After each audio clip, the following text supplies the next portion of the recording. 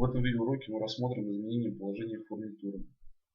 Для этого заходим в проект, два раза нажав на его название.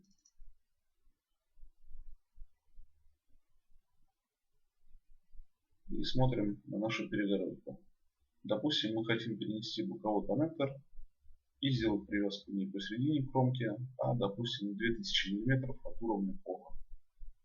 Для этого заходим в шестой пункт положение фурнитуры.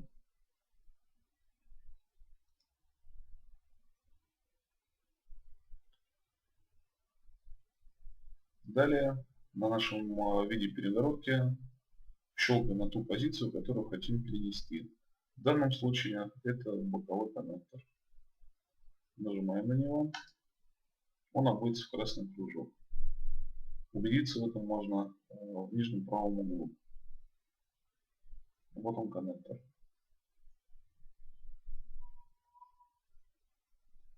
И делаем смещение 2000 мм к центру выреза от нижней кромки. Нажимаем кнопку «Сохранить».